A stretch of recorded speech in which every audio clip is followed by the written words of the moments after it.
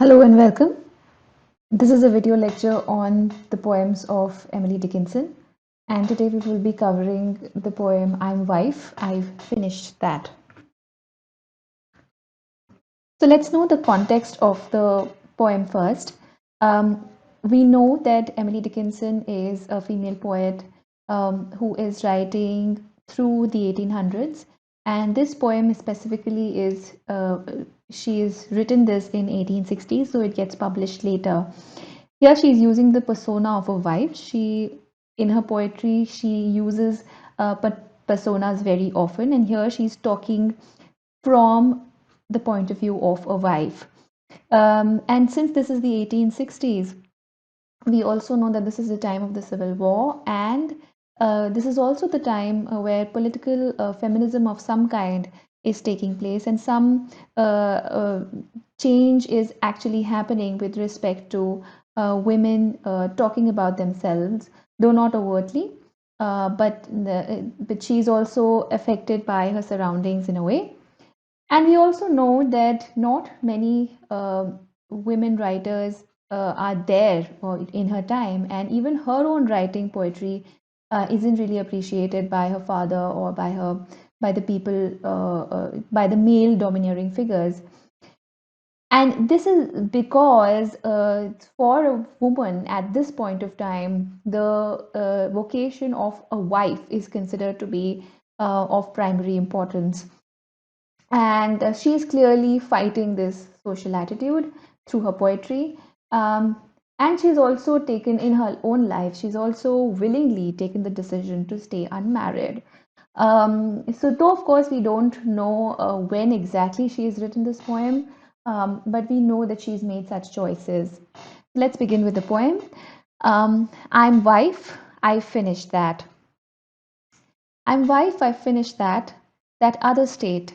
I'm Sa. I'm woman now. It's safer so.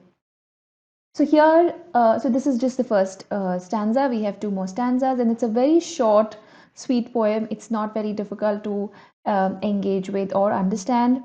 So to begin with, the word Tsar is actually another word for an emperor. And here she is actually depicting a contrast between an unmarried woman and a married woman. And we notice that she has capitalized woman, and she's also using quotations for the word wife. So basically, this means that she is talking about these two words, the word woman and the word wife, with the social conventions, with the social attitudes, with the connotations which are mostly attached to these words. And we also see irony. She is being ironic in this entire poem, maybe not particularly in this particular stanza, but we see that she is really being ironic about the whole social attitude which differentiates married women from unmarried women. And it's almost as if you get validation only once you get married.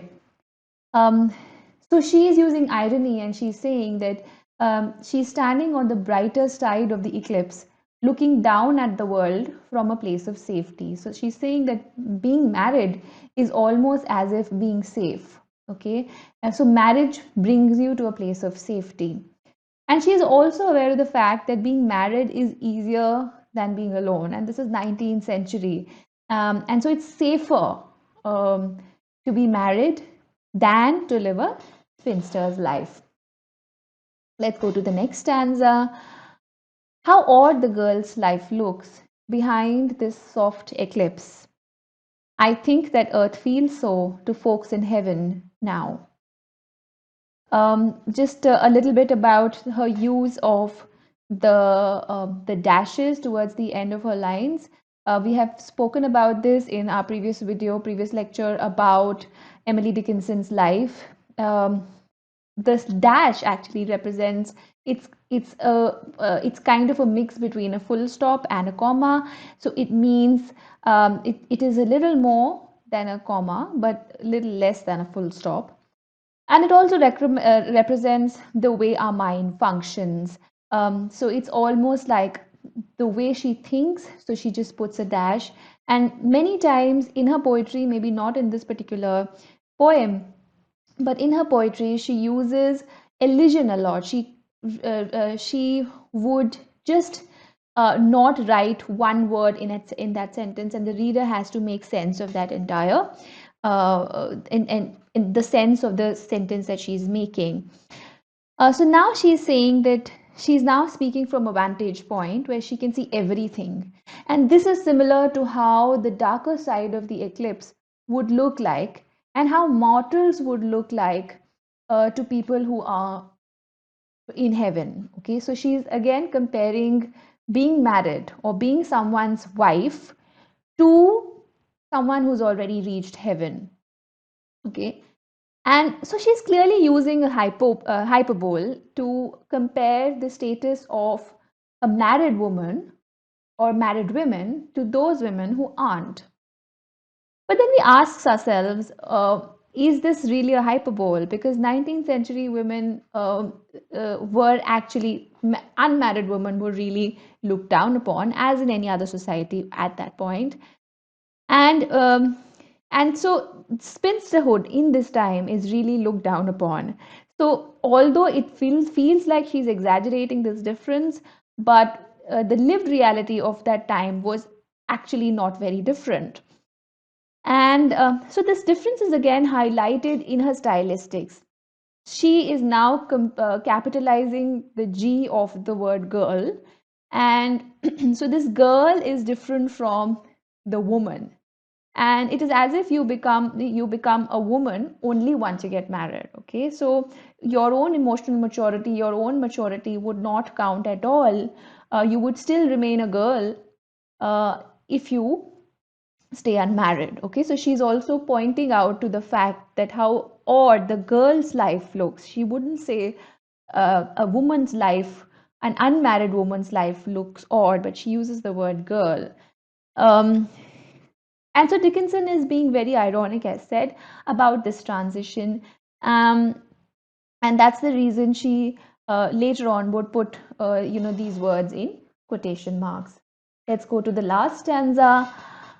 So now she says, and now I'm a married woman, um, and so I'm comfortable. Now, if this is comfort, then the other state, the state of being unmarried, would be uncomfortable, right? So the stanza reads, "This being comfort, then that other kind was pain. But why compare? I'm wife. Stop there." So this other state is that state of being unmarried, and also she's being again using irony to talk about the comfort of marriage, and she clearly has forsaken this comfort. She's in her life, she's chosen not to have this comfort, this comfortable validation which she would get simply by being married. She chooses not to do that. And if marriage is comfort, then the other state, by this logic, would be painful.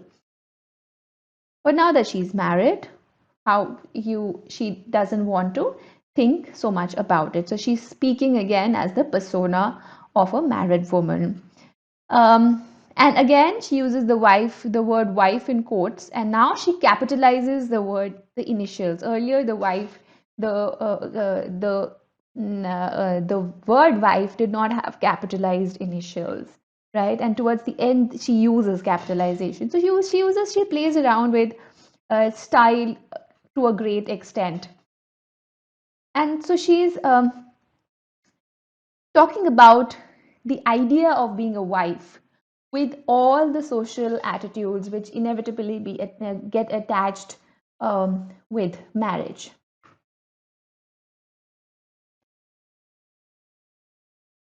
And it isn't as if she's against domesticity. She does not detest the domestic role played by the wife. And as such, the writing of the poetry of Emily Dickinson doesn't tend to critique things or as much or institutions as much, but she is more critical of social attitudes. And here again, she's trying to critique the social attitude which simply reduce the status of women by their act of marriage.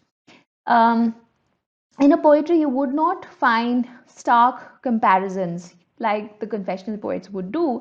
But what she does, instead of using the confessional mode, she uses female personae, and we have seen this happening in various other poems that she's written.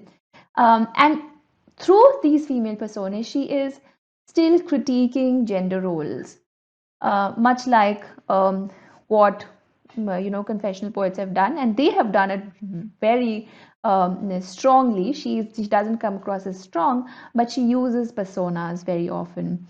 Um, so, and it's very similar to, and it's not like this is the only poem that she's written. She's critiqued gender in many other poems, and we know this about Emily Dickinson's poetry, that her critique, or her the way she writes, will never come across as extremely strong. She is somewhat she does not give a very strong critique in her poetry. And an example of this is another poem where she talks about how in a marriage a woman gives herself um, to her husband. And the poem reads, I gave myself to him and took himself for pay. The solemn contract of a life was ratified this way. So basically, she says that just for financial security, just for pay, quote unquote pay, she has given herself up for marriage. So she is again critiquing the social attitude. She's critiquing the deal that women had to make in order to be financially secure. They had to give themselves up in a way. So the identity would be intrinsically attached to their status of being married or being unmarried. Thank you.